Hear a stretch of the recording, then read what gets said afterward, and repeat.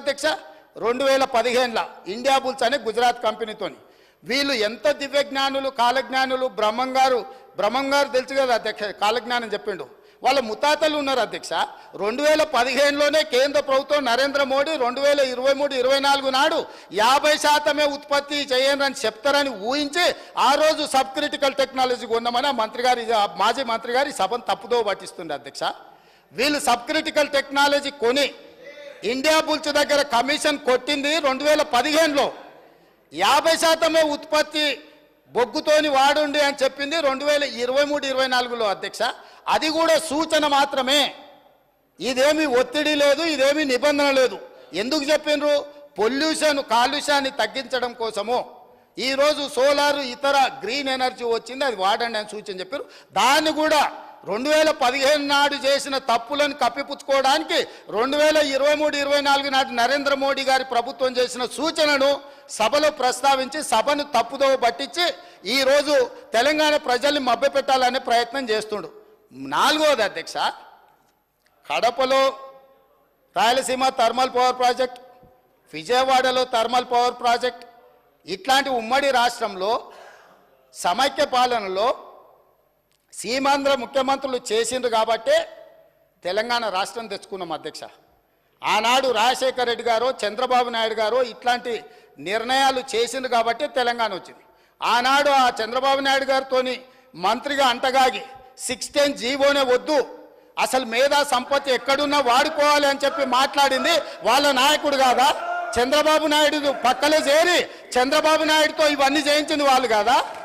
రాజశేఖర రెడ్డి గారి ప్రభుత్వంలో ఇప్పుడు లేచి ఎగురుతున్న ఆయన వార్డు మెంబర్ కాకపోయినా ఆ రాజశేఖర రెడ్డి గారే కదా మంత్రి చేసింది నిన్ను. పోతిరెడ్డిపాడు పొక్క పెద్దగా చేసినప్పుడు కడప జిల్లా ఇన్ఛార్జ్ మంత్రి ఎవరు అధ్యక్ష? కీర్తిశేషులు నాయన నరసింహారెడ్డి టీఆర్ఎస్ మంత్రి కాదా? రాజశేఖర రెడ్డి గారి పంచన చేరింది మీరు, చంద్రబాబు నాయుడు గారి పంచన చేరింది మీరు. ఈ తప్పిదాలకు మమ్మల్ని కాదు మీరు బాధ్యులు. మేము ఆ ప్రభుత్వంలో ఉన్న మా నాయకులు కాంగ్రెస్ యూపీఏ కేంద్రంలో అధికారంలో ఉన్న రాష్ట్రంలో అధికారంలో ఉన్న శాసనసభను పార్లమెంటును స్తంభింపజేసి తెలంగాణ రాష్ట్రాన్ని సాధించిన పార్లమెంట్ సభ్యులు ఇక్కడ ఉన్నారు. ఇది మా నిబద్ధత. మీరు పదవుల కోసము పెదవులు మూసుకొని రాజశేఖర రెడ్డి మంత్రి పదవి ఇస్తే రాజశేఖర రెడ్డి దగ్గర ఊడిగం చేసింది మీరు. చంద్రబాబు నాయుడు గారు మంత్రి పదవులు ఇస్తే చంద్రబాబు నాయుడు గారి దగ్గర ఊడిగం చేసింది మీరు. మీరా మాకొచ్చి మా చిత్తశుద్ధిని ప్రశ్నించేది? తెలంగాణ బిల్లు వచ్చినప్పుడు ఆ ముందలి సీట్లో చంద్రబాబు నాయుడు గారు కూర్చున్నప్పుడు ఇప్పుడు ఆ మాగంటి గోపి కూర్చున్న అక్కడనే నిలబడ్డ అధ్యక్ష. నేను 53 నిమిషాలు తెలంగాణ రాష్ట్రం ఎందుకు కావాలి, సమైక్య రాష్ట్రంలో ఉమ్మడి పరిపాలనలో జరిగిన అన్యాయం మీద నిటారుగా నిలబడి అక్కడి నుంచి నేను మాట్లాడిన అధ్యక్ష. పునర్విభజన చట్టం వచ్చినప్పుడు ఆయనగా పక్కలో కూర్చుని ఆయన ఏడున్నాడు ఆయన మాట్లాడింది కదా, తీయండి ఏం మాట్లాడిండు. నేను మాట్లాడింది తీయండి అధ్యక్ష. తెలుగుదేశంలో ఉన్న నేను తెలంగాణకు జరిగిన అన్యాయం మీద, ఎడారిగా మారి వలసలు పోతున్న పాలమూరు కష్టాల మీద, తట్ట పని పార పని మట్టి పని మీద నేను మాట్లాడిన అధ్యక్ష. వీళ్ళు మాట్లాడలే. నేను ఇవాళ సూటిగా సవాలు విసురుతున్న అధ్యక్ష. ఇవాళ మీ ఎదురుగా పార్లమెంట్లో రికార్డులు తీయండి. పాలమూరులో ఊరు లేకపోయినా, పార్లమెంటులో నోరు తెరవకపోయినా ఇవాళ తెలంగాణ తెచ్చినానికి కేసీఆర్ గొప్పలు చెప్పుకుంటాడు. నేను ఈ ఉమ్మడి రాష్ట్రంలో ఉమ్మడి ఆంధ్రప్రదేశ్ శాసనసభలో నేను ఎంత మాట్లాడిన తెలంగాణ మీద, సేమ్ సమయంలో పార్లమెంట్లో చంద్రశేఖరరావు నోరన్న దర్శిలో రికార్డులు తీయండి అధ్యక్ష. ఎవరో త్యాగం చేస్తే ఆ త్యాగాల పునాదుల మీద ఆత్మ బలిదానాలు చేసుకున్న శవాల మీద అధికారంలోకి వచ్చిన వీళ్ళు ఈరోజు మమ్మల్ని అధ్యక్ష తప్పులు పట్టేది. చివరిగా ఇంకొక మాట అధ్యక్ష, ఒక జర్నలిస్టు గురించి మాట్లాడాడు. జర్నలిస్టు ఏదో పెడితే కేసు పెట్టిరని. పాపం ఆయనకు తెలియదు, తెలుసుకోవాలి. ఆ జర్నలిస్ట్ పేరు నేను ఇక్కడ ప్రస్తావిస్తే బాగుండదు. ఆ జర్నలిస్ట్ని పోయి అడగాలి ఆ మాజీ మంత్రి గారు. ఆ జర్నలిస్టు ఒక టీవీ ఛానల్కు సీఈఓ. రాసియమంటే రాసియకపోతే ఎస్సీ ఎస్టీ కేసు పెట్టి అరెస్టు చేసి జైలు వేసి ఆ ఛానల్ గుంజుకున్నది వాళ్ళు అధ్యక్ష. ఆ ఛానల్ గుంజుకున్నది వాళ్ళు.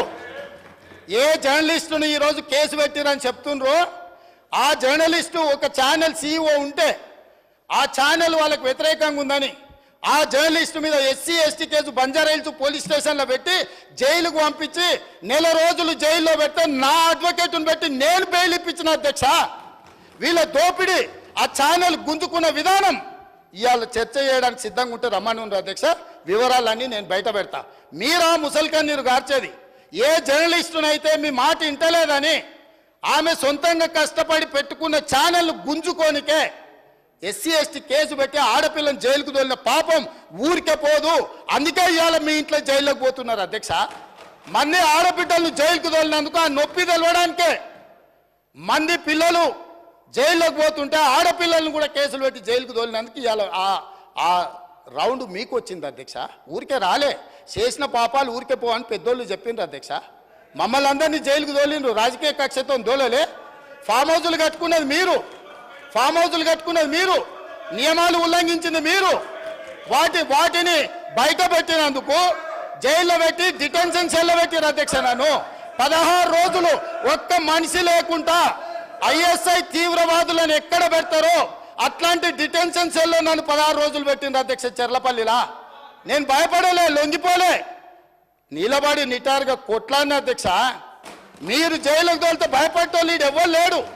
అబద్ధాలు చెప్పి ప్రజల్ని మభ్యపెడితే ప్రజలేమో అమాయకులు కాదు. మీరు చేసిన అన్యాయాన్ని కళ్ళతో చూసిండ్రు కాబట్టే మొన్నటి ఎన్నికల్లో గుండు సున్నా ఇచ్చారు అధ్యక్ష. అందుకే ఈరోజు నేను చెప్తున్నా, విద్యుత్ మీద మీరు ఎంత తక్కువ మాట్లాడితే అంత మంచిది. అవి అన్నీ కూడా ఆమోదింపజేసుకుంటే చర్చ లేకుండా మీరు ముందుకొచ్చి ఈ ప్రభుత్వానికి సహకరించి ఈ అన్ని కూడా గ్రాంట్స్ ఆమోదించుకుంటే రాష్ట్రం ప్రశాంతంగా పరిపాలిస్తాం, సమస్యలు పరిష్కరిస్తాం అధ్యక్ష. ఒకవేళ వీళ్ళకంత కోరికుంటే మళ్ళా ఫస్ట్ సెకండ్ నాడు ఆల్రెడీ లెజిస్లేటివ్ అఫేర్స్ మినిస్టర్ గారు తమరిని రిక్వెస్ట్ చేశారు, తమరు ఫస్ట్ సెకండ్ కూడా సభ నడుపుతామన్నారు. ప్రత్యేకంగా 10 సంవత్సరాల వాళ్ళ పరిపాలన మీద, వాళ్ళ గొప్పతనాల మీద రాత్రింబగళ్ళు సభ వాయిదా వేయకుండానే 1 గంట కూడా విరామం ఇవ్వకుండా చర్చకు మేము సిద్ధంగా ఉన్నాము.